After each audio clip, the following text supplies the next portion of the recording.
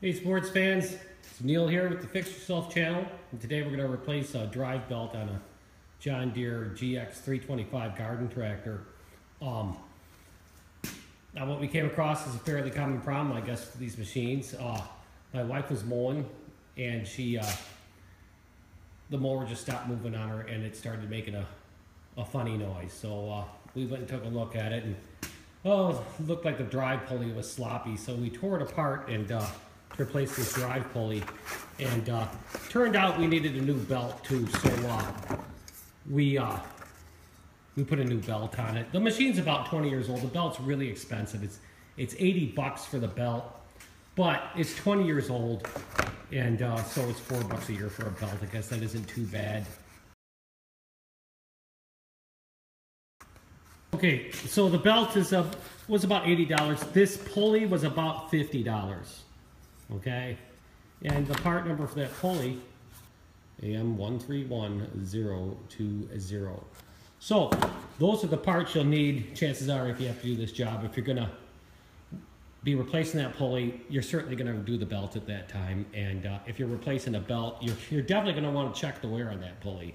So in order to do this job, the first thing you have to do is remove the operator platform deck, and it's pretty easy. There's one carriage bolt underneath that you can get from underneath, that right in there, one on each side. There's two, then right in this area, and you reach in from here to get it. There's two more carriage bolts, so that's four, and then you got two on top on the back here, one on each side. So there's 6 bolts to take off, fairly easy to do.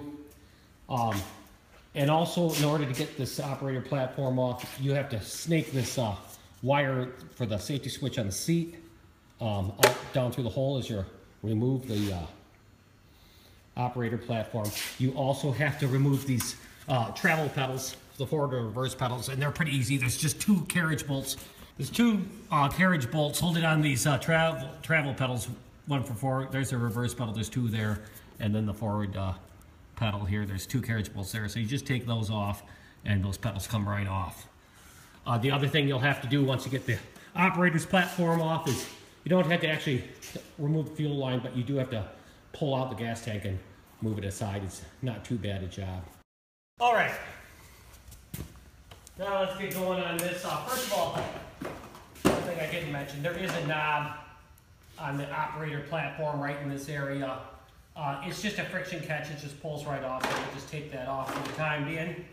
And I didn't put it back on last time I did the job because I knew I'd be taking it apart again. So let us remove the bolts and hold this operator platform on.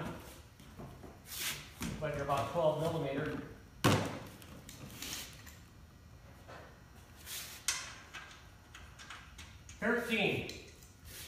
Thirteen millimeter heads on these bolts, and I believe every single one of the bolts that hold this operator platform are 13 millimeter. So just take out this one, start with the easiest ones.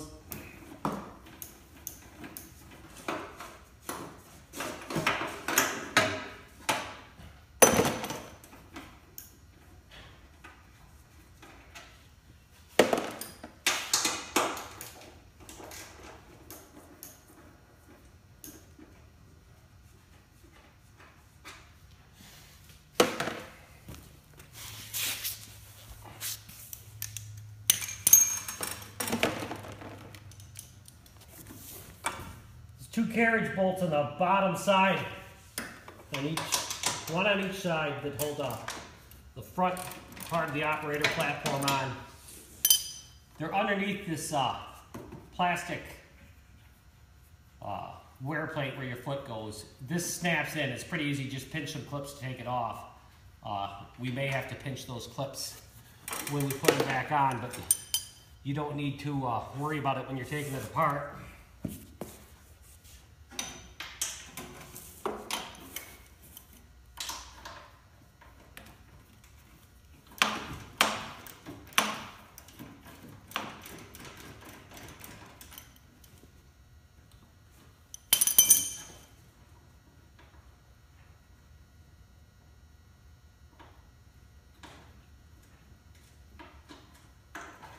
Okay, that's all the bolts on that side.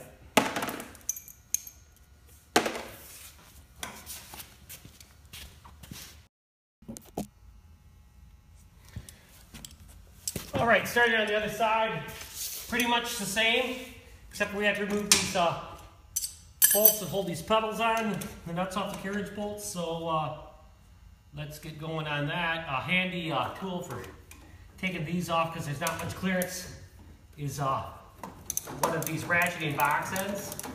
I don't have metric wrenches in this size, but 1/2 inch, pretty close. So you can get by using a 1/2 inch wrench on these 13 millimeter bolt heads.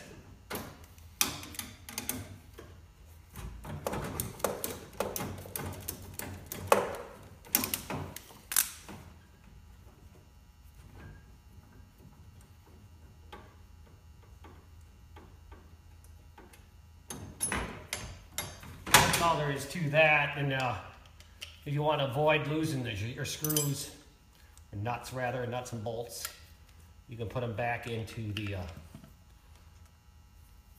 part you took off. And like I say, for the forward pedal, it's the same deal.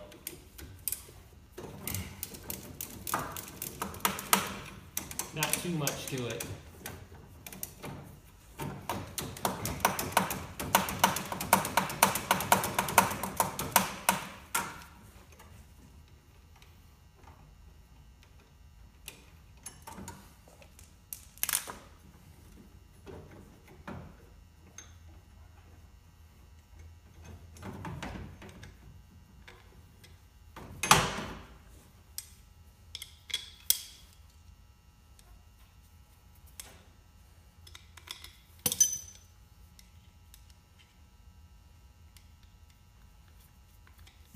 So now same deal as the other side for the rest of these bolts. We got one here, but on this particular one I need to use an extension.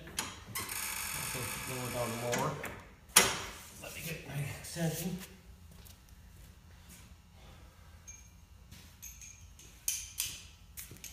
Because of the pedal mechanism, you'll need to use a big socket extension on these ones. I got using a 6-inch. I believe a 3-inch extension would be ideal in this case, but 6 will get you by. And like I said before, if you don't have any metric tools for this job, on all these 13 millimeter head bolts and nuts, 1/2 inch seems to work. That one, no, we'll do these.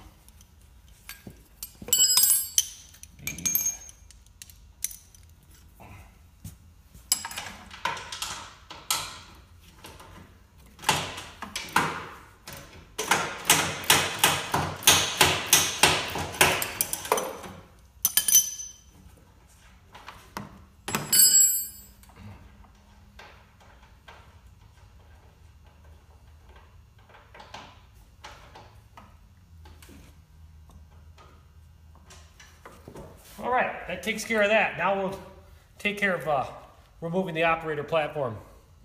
All right, I'm removing this operator platform. This is probably the hardest part of the job because it's kind of a close fit. And you kind of have to monkey and wiggle. Same deal when you're putting it back in.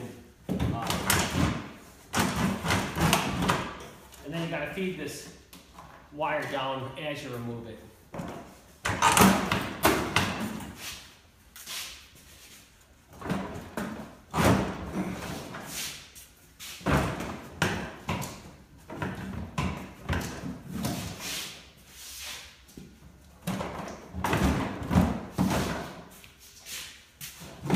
I can't even really explain to you what holds this thing in. You just gotta work at it.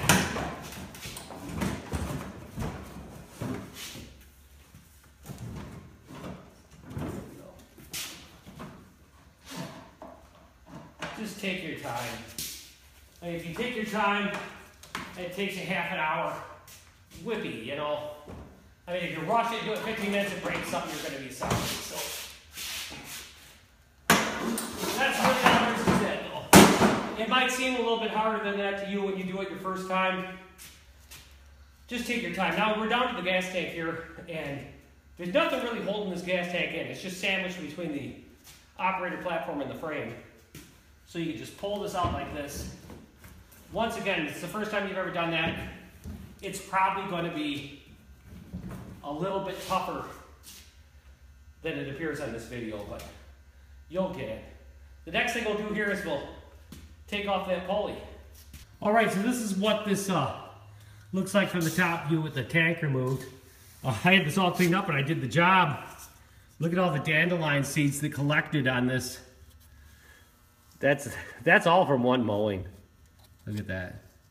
So I'm gonna get that cleaned up here, and then we'll see what we gotta do next. All right, I'm not gonna remove this mower because I've already replaced the belt. I just don't want to spend the time doing it. But for those of you that will have to change your belt, there's three things. First of all, you're gonna have to remove your mower, and by all means, read the owner's manual. It'll be fairly easy to do it if you do it as per the owner's manual. Now, there's nothing in the owner's manual about replacing this belt, and that's why I thought I'd mention it. All right. Now, the way this works, this belt has got a double pulley, spring-loaded idler pulley on it. And you see that black pulley right there that I'm moving a little bit right now? On the bottom of that, there's a 15mm bolt. Take a ratchet wrench, put a 15mm socket on it with a 3-inch extension, and pull that in the direction of Titan. And that will unload the pressure off this belt. And that's how you get it off, okay? You'll also have to have the nut off the top, and that fan will come off. I'll do that next. There is also, right in this area here, a nut, a pulley that's right next to the main drive pulley. You have to take that off, take that keeper off it, that belt keeper.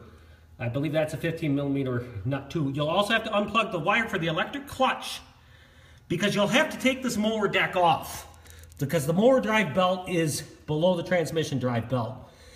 Remove your mower as per the owner's manual, otherwise it'll be a pain in the butt. I've already replaced this. I took the mower off last week and replaced that belt, so I don't have to do it today. I'm just showing you how to change that transmission drive belt up there, because there's nothing in the owner's manual about that. The owner's manual covers taking off the mower and the mower drive belt, but it does not cover the transmission drive belt. All right, to get this pulley off, the pulley and the fan are held on by a 19mm bolt. And here's a situation where, you know, air wrenches aren't just for things that are tight. They're also work good for things where you want to get a nut off something that spins, like on a wheel shaft or something like that. And you put a regular wrench and just put muscle in it, you'll just end up spinning the shaft. Same thing with this transmission shaft. This transmission, there's no way of really locking it, so, because it's a hydrostatic transmission. So if you just take a ratchet handle, this is just going to spin.